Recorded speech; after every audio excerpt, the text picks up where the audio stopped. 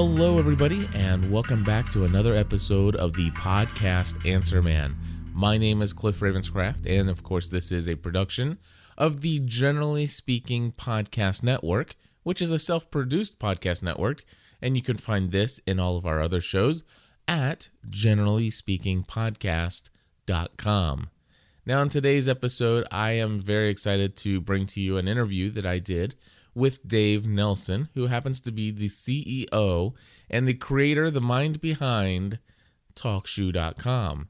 Now, if you're not familiar with the service TalkShoe and you've never heard of that before, then I strongly encourage you to go to generallyspeakingpodcast.com and check out the Podcast Answer Man episode number 4. And you'll get everything you need to know about TalkShoe right there in that episode. And today, I'm just going to go ahead and jump straight into an interview that I did this week with Dave Nelson. And so, without further ado, here it is. And thanks for listening. Hey, everybody. In our last episode of the podcast Answer Man, I shared with you how you can not only start podcasting for free, but how you could actually get paid to podcast, starting with your very first show, using a service called TalkShoe. And that's back in episode number 4, the podcast Answer Man. If you have not heard that episode, I strongly encourage you to go back and listen to that particular show. Because today, I have the honor of interviewing the man behind TalkShoe, the CEO himself, Dave Nelson. Dave, I want to thank you for taking time out of your busy schedule to talk with me this afternoon. Cliff, I'm thrilled to. With that kind of build-up, though, I don't know how I'm going to live up to this interview. I don't know. I tell you what, I'm a huge fan of TalkShoe and everything you guys have done there on your end, and I'm really excited to get to ask you some questions that I know a lot of other existing podcasters, people who are already producing some shows and are hosting them other places, people who perhaps have had maybe an offer to join other network of podcasters for income, and some of them have decided not to go that route because of the stringent contracts that are involved. I want to talk with you a little bit about all of these different nuances, but before we get started, I wanted to know if you could just give us a brief overview of TalkShoe, because this is going to be for everybody. There are people out there listening to this that are getting ready to start their very first podcast, and then we're talking to seasoned podcasters as well. So if you wouldn't mind, just in your own words, give a brief overview of what TalkShoe really is. Right, so I'll start out with just 3 words. TalkShoe is what we call live interactive podcasting. And you could think of it, maybe the best model, people seem to think well in paradigms, is a radio talk show. So just like a radio talk show host, when you are doing a talkcast, as we call these things on TalkShoe, you are in complete control. You can take callers, you can see who's on the line, you can mute and unmute them, you can start and stop recording, you can text chat with callers, sort of like a call screener would in a radio station. So think about TalkShoe as a internet talk show or live interactive podcast. Okay, very good. And how long has TalkShoe been around? Well, the idea's been around probably for 3.5 years now, but we really didn't get down to business. I hired the very first person for this company almost exactly 2 years ago, April 1st of 2005. And that first person was a product manager who came on to help define what the concept was, and 2 months later we hired the first engineer. And by the end of the year, we had a rough prototype. We hired the rest of the engineering, marketing, and business development team, and by June 15th of 2006, we launched the service. So less than a year old at this point. We still characterize it as in beta because we're adding new capabilities to TalkShoe. What kind of background did you have before you started TalkShoe? What were you involved in before you started this company? Yeah, broadly, I'd say I am a telecommunications person. It's shockingly long ago, but about 24 years ago, graduated from Stanford with an engineering degree. And my first job right out of school was working at Bell Labs, part of AT&T, which was a 1 million person company at that time.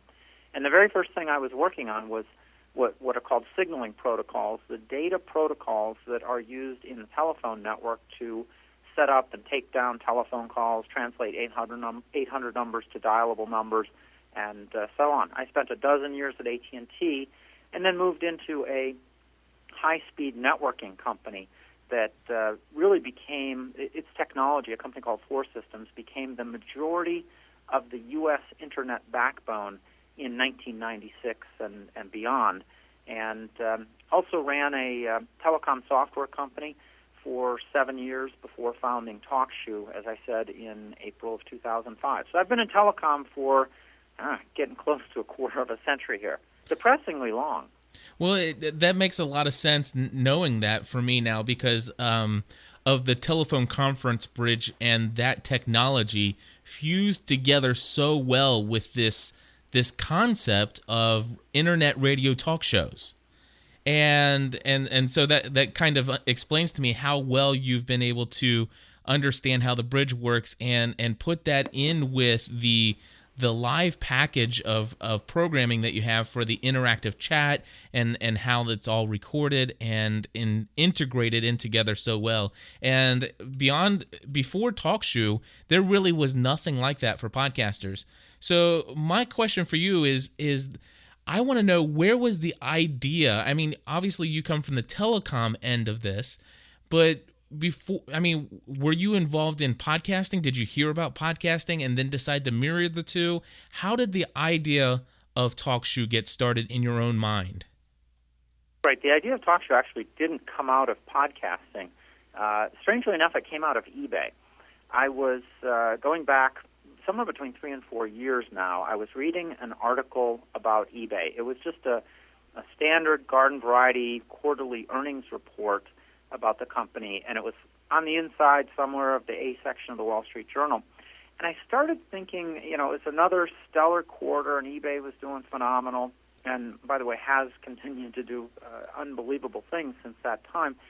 And I started thinking about, what is it that makes eBay so amazing, so successful? And for me, it came down to two things, and it wasn't the auctions, it wasn't, that kind of technology. It was more fundamental. I thought, the neat thing about eBay is it has this amazing ability to connect two people who have a very narrow but common interest in trading a particular product. Baseball cards, Beanie Babies, whatever. And, these are people that can never find each other otherwise. So eBay was a great engine for connecting people to trade products. Number two, it tapped into entrepreneurial energies of people because of the way eBay is structured. People are very motivated to use it, either because they make money or they save money or they find something they couldn't otherwise get their hands on. And how this evolved into TalkShoe was I started thinking, would it be possible to build a company that instead of connecting people to trade products, connected them to trade information? And that was the seed of the idea. And could you do it in such a way that there would be an economic incentive for them to use the system? And with that idea bouncing around in my head for the better part of 2 years while I was running my last company, I finally got it sold and was freed up to do this.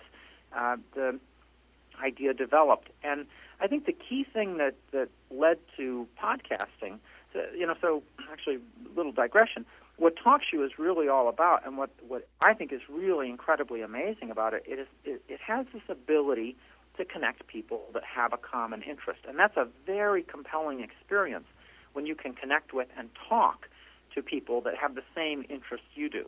I do a home winemaking show, and I am happy to talk about acidity level in grapes for an hour. And you know what? It turns out that there are a lot of other people, well, at least some other people in the world that have that same interest and same desire to delve deep into a topic. And that's fun when you can connect with those people.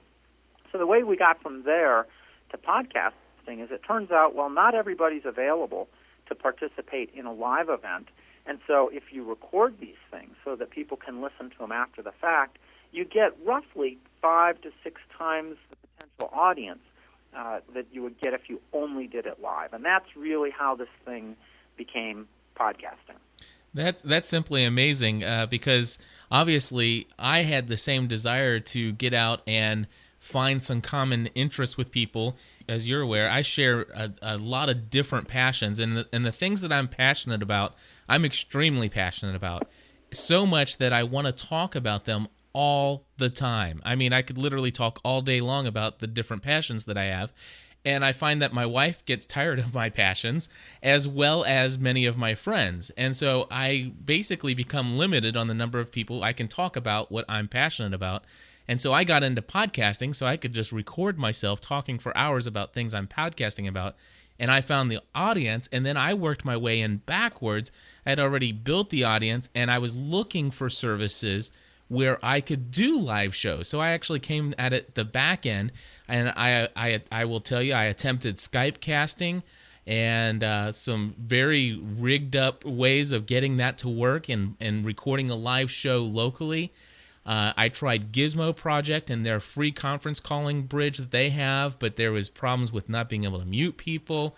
And of course, you have the fact that a majority of listeners for at least one of my podcasts, they were not overly technical savvy. And I mean, early on in podcasting, you got some people, if they know what a podcast is, obviously they know something about technology.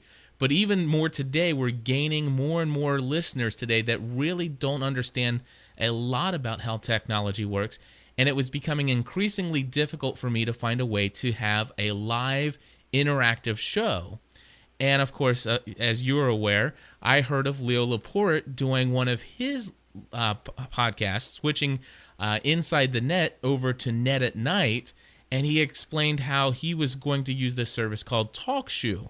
And I'm like, okay, if Leo's going to give it a try, I'm definitely going to check it out. And when I saw it, I fell in love. And I will tell you, as far as I'm concerned, TalkShoe has become as necessary as RSS feed and as necessary as blog engines to my podcasting as far as building a community around the passions that I share. And so TalkShoe has done that. My question to you now is... By the way, I got to say, that's really cool for me to hear, Cliff, because it sounds like we both came to exactly the same point, maybe from opposite ends of the spectrum, but this whole idea of connecting with others. There are people, not your wife, mind you, and probably not your friend, there are people out there who have the same passions you do, and most people have at least one passion that they are absolutely willing to talk about forever, and if they can connect with other people with that same passion, well, then you've got a really compelling experience. And so there you go. That was the whole concept in the beginning.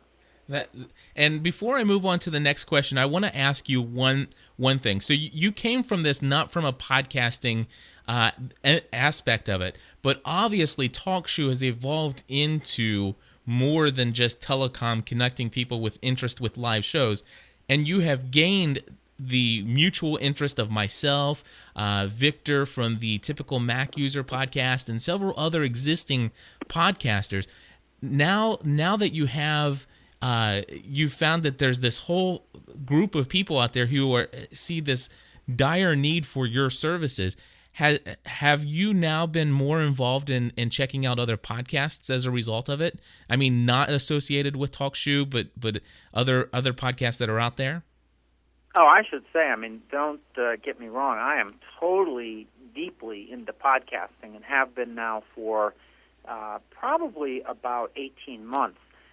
It's just that TalkShoe didn't originate as, the idea wasn't what kind of cool podcasting company could we build. It was much more around, how can we connect people that have a common interest.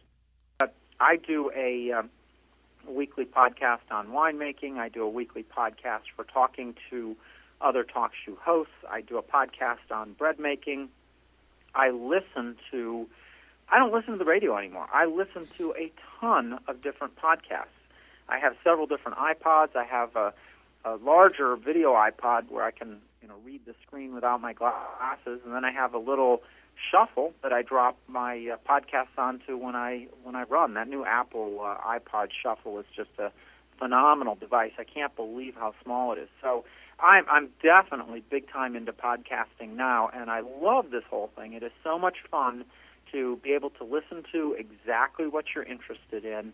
It's wonderful to be able to connect to people that have the same interests you do. You know, I'm a convert.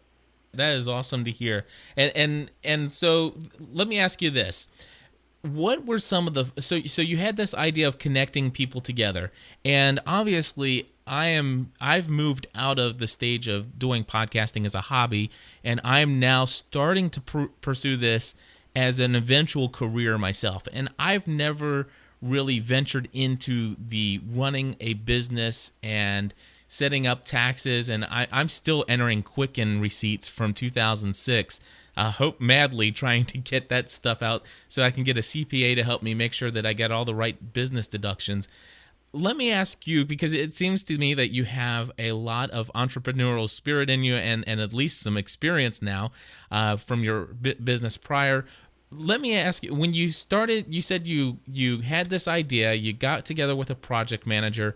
What are some of the first, if you wouldn't mind, some of the first big steps you took to take TalkShoe from a thought in your mind of what could possibly be and how you could connect people into the very beginning of what TalkShoe was when it first started? What are like maybe the first 4 or 5 big steps that you took to make that happen? All right, as cliche as this probably sounds, the first thing I did, well, I had spent probably 18 months thinking about the concept of TalkShoe and, you know, reading stuff, and obviously I was full-time engaged in running my other company, Co-Manage, at that time. But the first thing I did was I sat down to write a business plan. Business plan, to me, the most important parts of it are, you know, what is your product concept, what market are you going after, and then the financial model that would go with the whole thing. And so there's a spreadsheet, if you will, but it's also about what are my expenses, how is this company going to make money. And so it doesn't have to be very long or very fancy. I think the whole TalkShoe business plan is probably one spreadsheet and 6 pages. So it's not like this is a tome, but it's extremely important to focus on writing this stuff down, putting it in black and white, and then starting to socialize that with other people to see if you've got your head around, you know, what this really would be. If you can't envision it and describe it ahead of time, you're very unlikely to be successful in creating it. So it all starts with that, you know, envisioning, modeling, and describing in a relatively simple business plan. Very good. Okay. Now, beyond that, okay. it's going to take a little bit of money, right? And so, luckily for me, or happily for me, I've been in the industry for a long time. TalkShoe is my third startup company that I'm in. 4 Systems, which I joined back in 1994. I was not one of the founders, but I joined that company when it was small, 100 people. And 4 years later, it was a public company, 1,700 people, and very shortly thereafter sold for $4.5 billion. It was a rocket ship, a phenomenal success for those of us who were part of that company. So I learned about a startup company by first joining somebody else's startup. And then in 1998, I started my own company, Co-Manage, and ran that for 7 years and eventually sold it to a company called Synthesis. By the way, I co-founded that company with one of my friends from 4 Systems, Andy Fraley. The two of us did it together. And so by the time it came around to do TalkShoe, now I'm better than a decade into being in startups, and I understand a lot about how they work.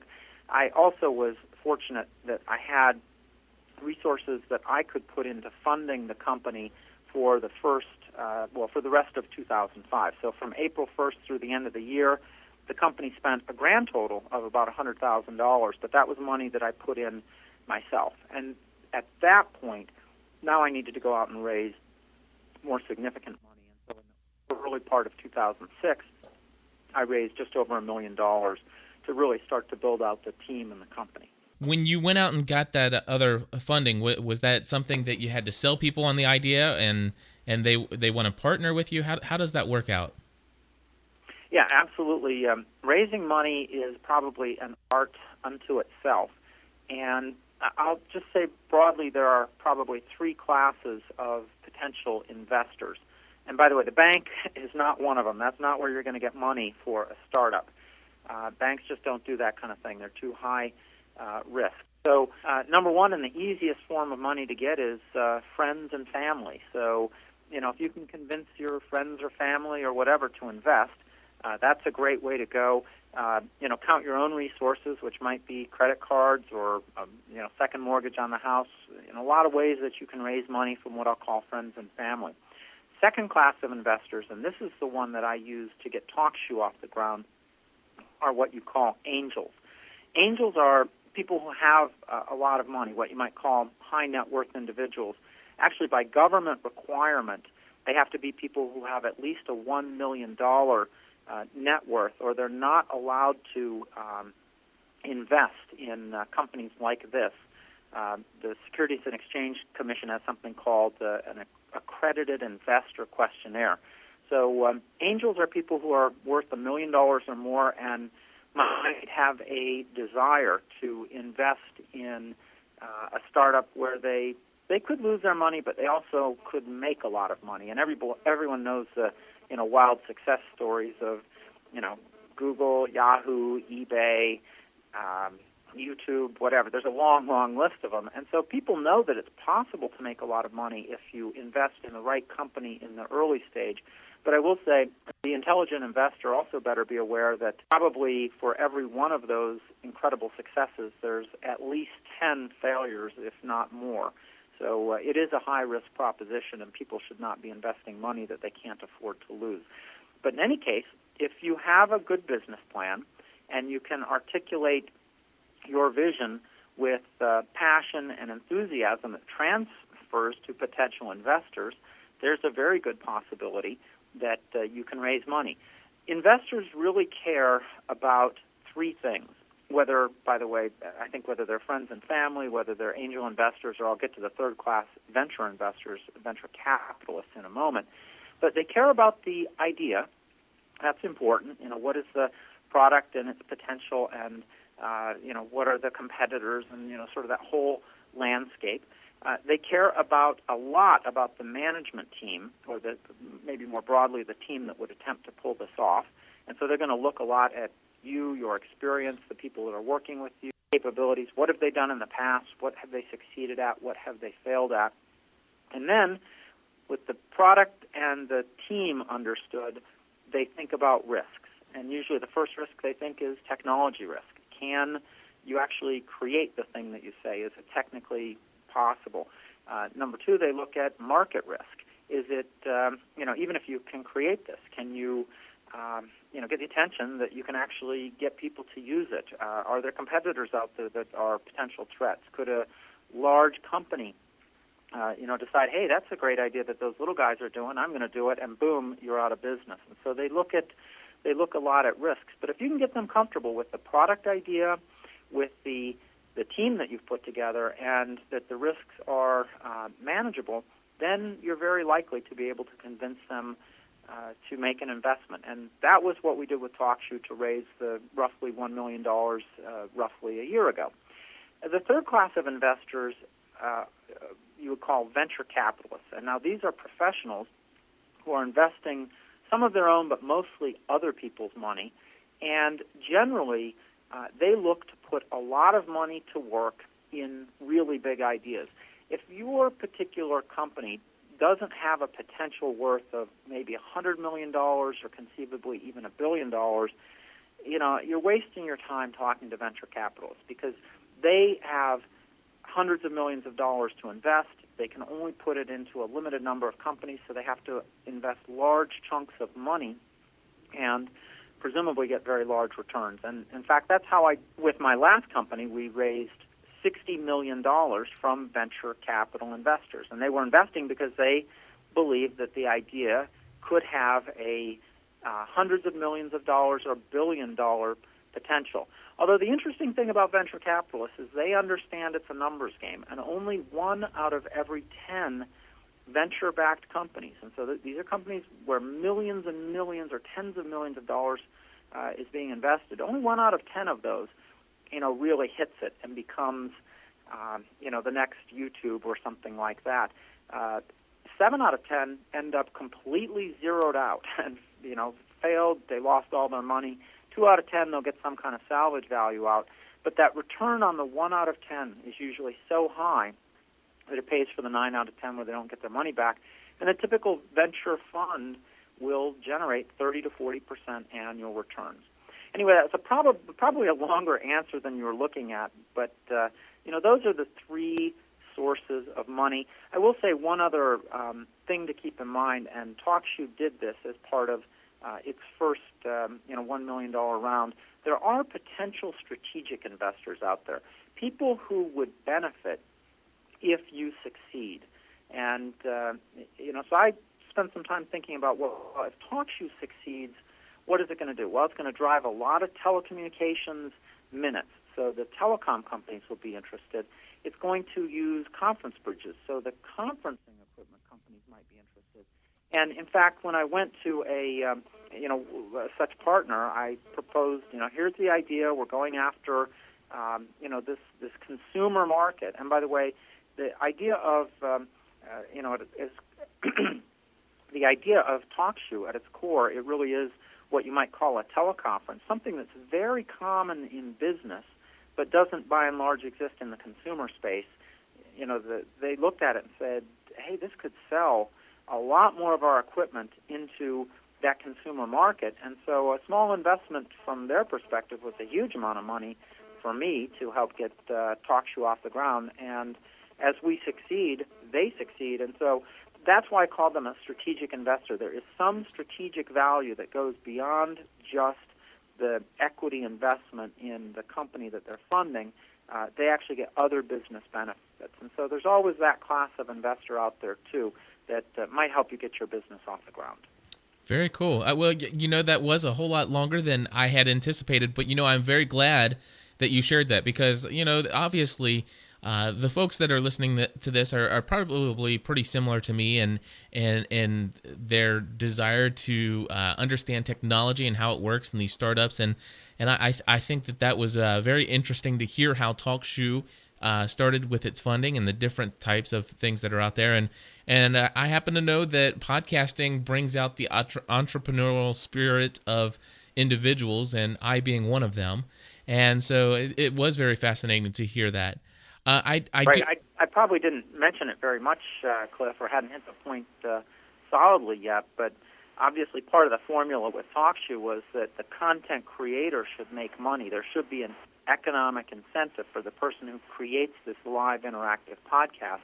And so the end of the story about TalkShoe is that we follow the same kind of model that they do with radio, free content to the listeners, paid for by short, like 10 to 15 second audio advertisements that usually wrap the podcast, and splitting that revenue on a 50-50 basis with the content creator. So that was sort of the rest of the story for the basic concept of TalkShoe. Very cool. And we're going to talk about that TalkShoe Cash program in just a moment.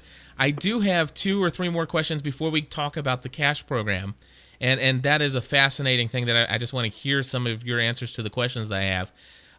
But when you started out with TalkShoe, obviously to get the investors that you needed to, you had to have a big dream.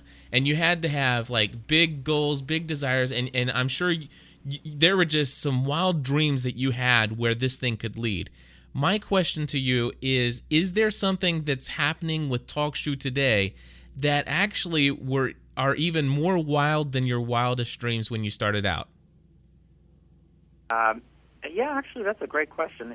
It's hard to exceed your wildest dreams unless you start out with wild dreams, right? So, we had this vision for TalkShoe and how it could bring together people to, really connect in a compelling, satisfying experience with others that had the same interests. And I guess the place in which we succeeded beyond our own expectations last year was with the growth rate of this thing. you know that something can be viral, if you will, in the internet space if it works and people like it and they start to talk about it. But that's a really hard formula to achieve. And I think it's hard to plan these things, but one of the events that really just changed our life was on October 19th, which was either a Friday or Saturday, I don't remember exactly anymore, although I've got this email taped up on my wall. Leo Laporte sent essentially an unsolicited email to us saying, hey, I'm going to try TalkShoe for my new Net at Night show starting November 5th. And just as you said, you heard from Leo about the show or about the service TalkShoe. A lot of people did, and that really just suddenly put us onto a different track. We are seeing growth in TalkShoe right now on an annualized basis of about 500x per year. What is that, 50,000%? It's unbelievable. So in that sense, we are way north of what we ever expected at this point. I mean, we thought it would be big, but we didn't know how long it would take to get the break. And to have somebody like Leo show up and to get that break just during the first few months of operation, what was that, 4 months and change into operations, that was just phenomenal and a life-changing event for us. Absolutely. And I'm certain that with that unexpected growth obviously came some challenges to keep up with that growth. And I would like to ask you to just share, for time's sake, share your number one greatest challenge since October 19th, 2006, and tell us how you faced that challenge. I'll say November was a very painful month for me personally. And it was because so much traffic started coming to TalkShoe that the website was getting overwhelmed. One of the interesting dynamics of TalkShoe is that programs are scheduled to start at specific times, and so everyone shows up around that starting time and does exactly the same thing on the website. And we knew we were going to be in trouble when we could sort of see the tsunami coming at us about 2 weeks ahead of time. So we knew the website was going to crash, and there was just no way we could respond fast enough to fix it. So we created a very slimmed-down version of the website. And on November 5th, Sunday night, 9 o'clock, there was only one thing you could do if you came to TalkShoe.com, and that was join Leo's live show. You couldn't sign up as a new member. You couldn't download. You couldn't access any other thing, but at least we made sure you could get to Leo's show, which is, at that particular time, what the vast majority of people wanted to do. It took one more week, and we were able to then make it so you could get to anybody's live show on Sunday night. And then we did some work for a few more weeks, and the bottom line was by December 11th, we finally had enough capacity in the system, about 10 times the capacity of the peak that Leo was creating on Sunday night, that everything was working smoothly. And it's been smooth since then. And all I've told the team is, hey, I want you to make sure that you're staying out front of the curve. We can see this 500x coming at us. Just make sure you're doing the work ahead of time to get enough servers out there or what have you. So I'm happy to report today that the website has been responding perfectly, typically 2 to 3 seconds to present a page. But there were times in November where you could have waited for 1 to 2 minutes to get the home page to come up. And I was there waiting from time to time. I bet you were. I bet you were. And that's scary you're excited as the person running the business that so many people are interested in it, but it's scary in the sense you feel like you're blowing your chance. There you're on stage, you've got your moment, and you're not performing. So It was nice to see the team on this side rally around and get the system a lot more capacity and get back out front of that curve, and it's been good since December. And the best thing that could have ever happened to you is that your big day came from a crowd from Leo Laporte, because you could not have a more technology understanding base of people who understand what just happened to your site and who would... You are absolutely right. And Leo jokes about that a little bit about, he's moving so many people in mass that he can kill, a lot of sites. It's an insightful comment, because one of the interesting things about TalkShoe is that there are a number of people, I mean, fully one-third of our signed-up members are 50 or older, because I think older people have a lot of life experiences to share and maybe relatively more time than those of us who have crazy lives. And that group really struggles with the technology because often they haven't even used, computers or audio or whatever before. Leo's crowd is very tech-savvy. They know what they're doing to the website. They are able to solve problems for themselves instead of calling support. Key point.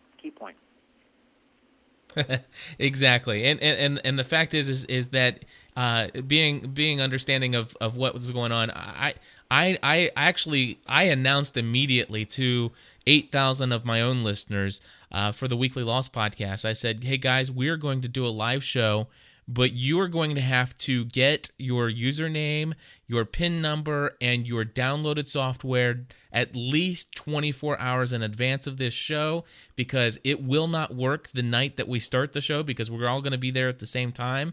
And it may take you 10 or 15 times on the dial pad if you're coming in through Skype. I mean, I just warned everybody, and it's been a huge success. I mean, people understood, and I explained to them, it's not because this service doesn't work. It's because this site is so amazing, and so many people found out about it at the same time. And I think that's why people came, and they didn't get frustrated and leave, but instead they were very much accepting of what was happening and saw you through the growing spurts, and boy, it's been great ever since. I have one other question. I really appreciate you saying that. I would also say that looking back on it now, it felt like a trial by fire, but we got so much better so fast because of the pressure we were under. So, I wouldn't have it any other way. It's, it causes some pain, but I guess that which doesn't kill you makes you stronger, and that's how TalkShoe really came through that whole experience. Absolutely. Let me ask you this, real quick. What is the coolest thing for you as the founder of TalkShoe? What is the coolest thing about the TalkShoe service that in your mind? Yeah, I'll go back to, I love the fact that you can connect with people that have the same passions as you do and engage in a very rich text and voice conversation with them. That is phenomenal. And there's some really important features that we had to create to make that possible. One of them that I'll mention is when you're talking to a bunch of people that you don't know their voices. We created a capability in the TalkShoe Live client so that when somebody speaks up, you actually see their name highlighted as they talk. And so now you as a host can much more quickly and intelligently respond to a particular person. You can call them by their username. And so, it's just, there's a lot of things that you have to do to make the dynamics of people who don't know each other connecting into a compelling experience. And I think that with TalkShoe, we still have a lot of work to do, a lot of ideas that we're going to implement, but the ability to do that is just fundamentally cool. And I want to add one other coolness factor that perhaps maybe you have thought about, but if not, I want to bring it to your attention so that you can add this to the coolness factor of TalkShoe. And I don't know if you realize this, but TalkShoe is literally changing people's lives for the better. And I want to give you background on what I mean by that. I have been involved in ministry as a pastor for more than 10 years of my life. I just resigned as a staff, as the lead pastor of a very growing ministry here in our local area. I resigned as the leader of a group of cell leaders in my own local ministry because I felt God calling me personally to share my life online with people all over the world. And now I'm reaching 8,000 to 12,000 people around the world now on a daily basis. And before it was only a weekly basis on one show, but now it's on a daily basis with 7 shows. And I will tell you, I get literally 10 to 15 emails a week saying things like, I heard your episode that you and Stephanie did on how to live debt-free and the possibility of living debt-free. We've never heard anything like that. It's so radical. We checked out that information you told us about on the web, and for the first time in our lives, we are actually looking at possibly being debt-free in 4 years. I've heard people call in and say, our marriage was on the rocks, but you and Stephanie did a 5-part series on the 5 threats to marital oneness. I never even thought about the fact that, I could be involved in extramarital affairs without that having to mean that I'm actually seeing another woman. That just different other things that could be considered an extramarital affair. And I was so involved in those, and now my eyes are opened, and marriages are being changed. Lives are being changed for the better. People are sharing their life together, and that's all happening now on a daily basis with our podcasting. And the only reason that is able to happen on a daily basis is because now I am actually being paid to podcast on a monthly basis. And that brings me... That is very cool. That is very cool. Exactly. And that brings us now to the TalkShoe Cash program. What is the TalkShoe Cash program in a nutshell? Well, yeah, it is a sharing of the advertising revenue that TalkShoe generates on the programs that are created by our hosts. And we do 2 things. When you create a podcast, you do it as a live interactive event. You connect with and talk with people. Or, it may be that you record it offline and upload it to the TalkShoe website. Either way, we append at the point of download, and this is a neat technological trick, but at the instant of download, we append a short advertisement, or 2 or 3, or even for long shows, potentially 4. That advertisement generates money for TalkShoe on a per download basis. In the industry, they call it CPM, cost per 1,000, M being the Roman numeral for 1,000. It generates a certain level of revenue for TalkShoe, and we share that 50-50 with each of the hosts that have generated the programs and the corresponding downloads. So it's a sort of a sharing in the revenue that we generate because we are sharing, if you will, in creating these podcasts. The podcaster from the content perspective, and TalkShoe from the the whole platform and service and bandwidth and download and all that perspective. So we share the revenue 50-50. It's a neat model. I've heard about other models out there. I won't say any names, but one of them doesn't actually do the model anymore. And when I heard about it and I signed up and I sent my email to cash@talkshoe.com, I was kind of skeptical, to be honest with you. And I'm like, whatever. And I did it. All I did was I went in and created a test of the TalkShoe Cash or a TalkShoe system. I recorded a 15-minute show just talking and waiting for about 2 or 3 people to jump in, and we recorded a show together and for 15 minutes, and I shut it down. It's like, oh, that was cool. And I continued to play with it, and I'm like, okay, this is cool. I'm definitely going to be able to use TalkShoe to do live shows. That's definitely going to be awesome. And I think it was like November 6th of 2006, I got a check for $5. I'm like, what's this? And it's like, oh, that's because they give $5 per show for each of your first 10 shows. And that's exactly right. And by the way, we do that really because a lot of podcasters are just getting started first time out when they pick up TalkShoe. We didn't talk about it much, but I think TalkShoe makes podcasting a lot easier than it otherwise is. We've solved a lot of the technical problems. You don't need to know about the details of RSS, really simple syndication or whatever, but you have no audience when you're first starting. And so we figured, well, let's pay people $5 per episode for the first 10 just so that they can get a sense of the possibilities as they're starting to build their audience. And by the way, the way it works out after that is you will typically average, and it depends on the length of your shows and so on, but about $40 for each 1,000 downloads in addition to that starter money. And so you start building an audience, and you can actually start making some real money. It probably, for most people, works out to $2 per listener per year. Mm-hmm. So if you have, regular listenership of 500 people, a college kid running a nice little show, that's $1,000 of pocket change you wouldn't otherwise have had. But there's lots of people who get into thousands or even tens of thousands of listeners, and now you're talking about some real money. By the way, both for you, the host, and for us, TalkShoe, to run our business. So it's a great partnership. Absolutely. And a partnership that I am so glad to be involved in.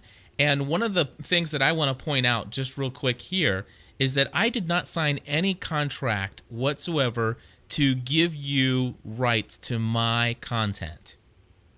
You own your content. That was fundamental. If we do not have a good enough platform and a good enough compensation model that you voluntarily choose to stay with us, then we're not doing our job. So we figured that it was much better to essentially always be competing to earn the business of the content creator every day. And you own your content when you create it on TalkShoe. It's yours. Absolutely. And I that is what really won me over, because I've been offered by, namely, one of the big networks out there, PodShow, to come and join the real network. I know that they have the free network anybody can join, but I was invited to come join the real network, and I don't have anything bad to say about PodShow. I think they do some excellent stuff, and for the podcast producers that are there, they are making money just like I'm making money, and in fact, they're making more money than I am. But eventually down the road, as I continue to build my audience my way, I feel that in the long run with TalkShoe, I will end up a lot better than I personally would have with a network. And not to mention the fact that I can start as many podcasts as I want, and it's all mine. I never have to worry about losing the rights to my show if I ever leave the network. If I ever got upset with TalkShoe, I could just leave and take all my content with me. And I admire that about TalkShoe. And one of the things that I want to point out for existing podcasters that are listening, and you can verify this with me, Dave, that you've worked hard with, I know, Victor and myself, but there are some quirks with bringing a very large audience and putting that with TalkShoe, because obviously TalkShoe has been designed from the ground up for somebody who's just starting out. And so, for example, TalkShoe obviously has RSS generators of its own on the site, and there's some iTunes, and I've had experienced a couple setbacks, just minor things, where I would be double inserted into iTunes. But one of the things I want to point out to existing podcasters who may be considering the switch to TalkShoe, I want to suggest to you, do it and you'll never regret it, because Dave, and this is to you and to Aaron Browser and to Tommy and to all the rest of your support staff, these guys over there at TalkShoe have been like by my side asking me, Cliff, what can we do to make your life easier with this switch that you've made? We're so honored that you've moved your content over here. How can we make your life easier? And you guys have bent over backwards to be there for me as an existing podcaster with my content and with my listeners. And I want to say thank you, Dave, to you personally. Oh, thank you very much, Cliff. And by the way, as of today, which is February of 2007, as we record this, there are still some challenges to move an existing podcast to TalkShoe, and so we'll absolutely work with you directly side by side. By the time we get to late March, I think you're going to see that there are some substantial enhancements to the TalkShoe system, and then one last important one coming in May, so that the kinds of challenges that you've seen in the early days really are things of the past. Absolutely. And I've already seen some of my challenges, such as uploading 90 megabyte files to my own personal FTP server, sending you guys an email, asking you to download it from my FTP server, and having you upload it to my TalkShoe site so that I can then link to it in my own personal RSS feed. Right. That's a whole lot easier today now than it was in November. It's progress there, Cliff. It was major project, and I tell you what, and if anything, it's a testimony to TalkShoe and how much I enjoy working with you guys. In that I am not a very patient person. I'm probably more patient than some. And I give you guys a lot of leeway where some people would probably start screaming and hollering. That's my tendency is not to scream and holler and start cursing, but I'm still very impatient. I might actually have to reword an email 3 or 4 times before I actually hit the send button, because I am so impatient. But the fact is I have actually waited back in Thanksgiving and Christmas time when there's people taking vacations. I've waited sometimes up to 2 or 3 days for a file to be made available so that I could actually put it in my feed, when I'm used to having that thing done immediately through Libsyn.com. But you guys worked with me so well. I believe in TalkShoe, and I want to help support TalkShoe and everything you guys are doing there. And today, I want to tell podcasters that those were very brief, and it very rarely ever took more than an hour and a half for the whole thing.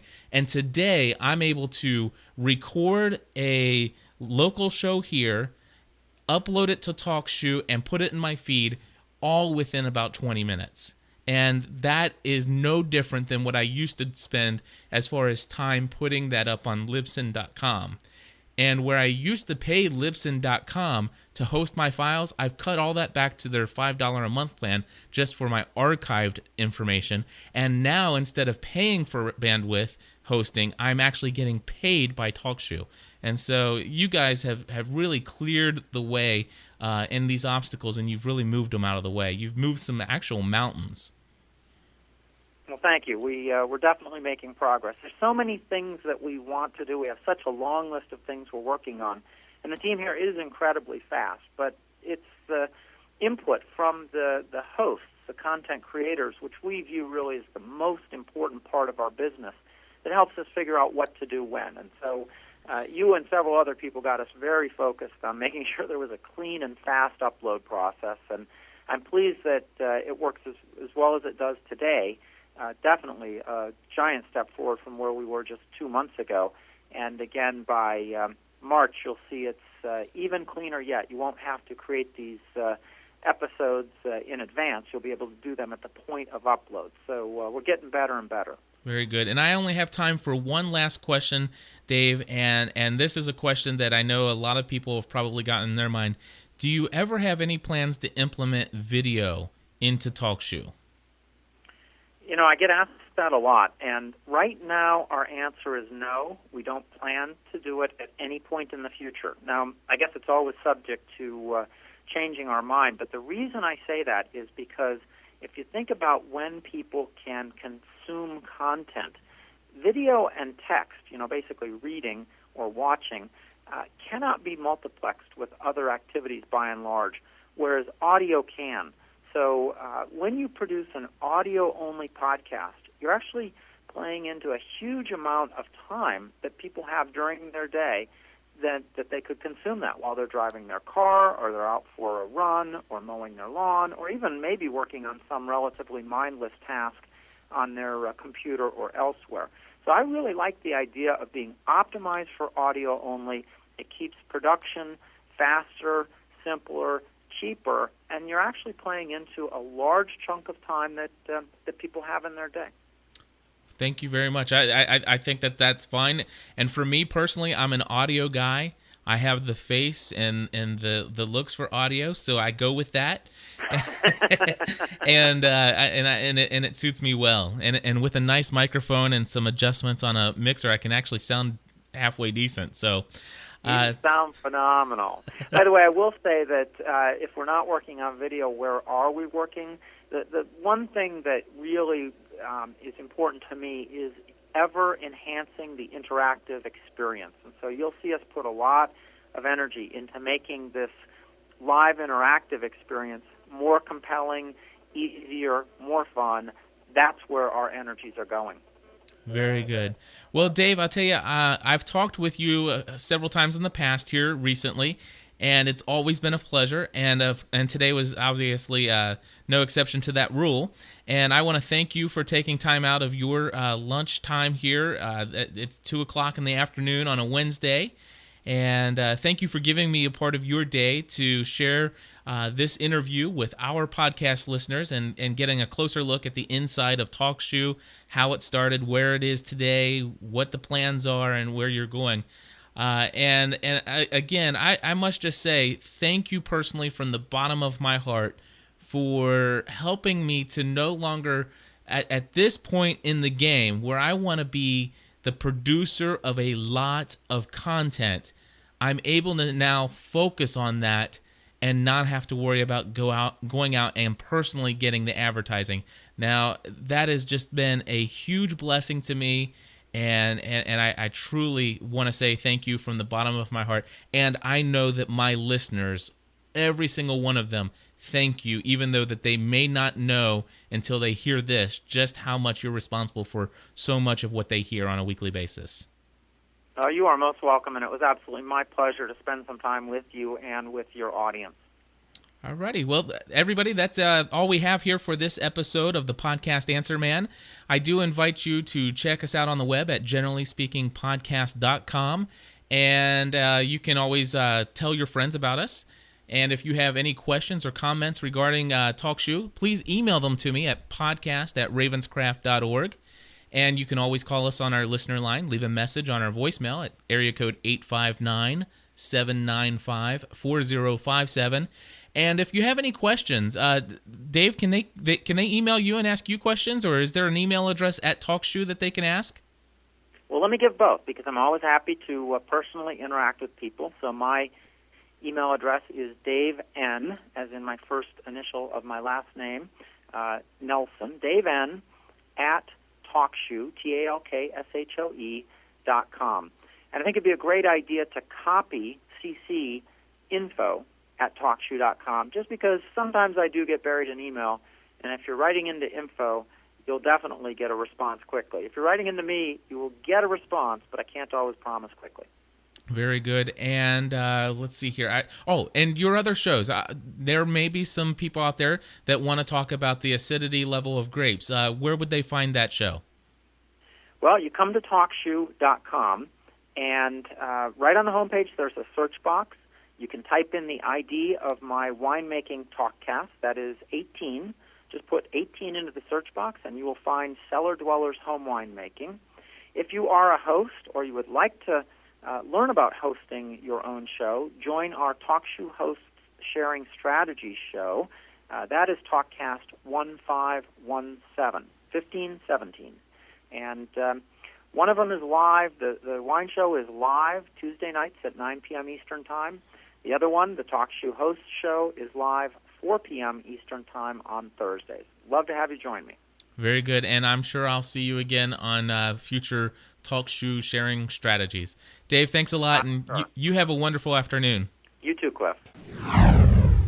Well, everybody, thank you for joining us for today's episode of the podcast Answer Man. I hope that you enjoyed this interview with Dave Nelson, the CEO of TalkShoe.com. And if you have not yet tried out TalkShoe.com, I strongly encourage you to do that.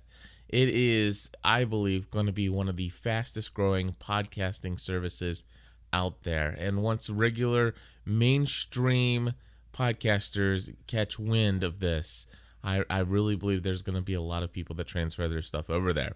And if you are interested in that and you'd like to ask some questions about that, I'd gladly give you some personal feedback as far as my experience there, some of the hurdles that I had to jump through as an existing podcaster, and how those hurdles had been removed for me so that it didn't have to actually jump too high. Just give me an email. Send that to podcast@ravenscraft.org. Again, that's podcast@ravenscraft, RAVENSCRAFT.org. And with that, thank you for listening to another episode of the podcast Answer Man, and we'll be back very soon. God bless.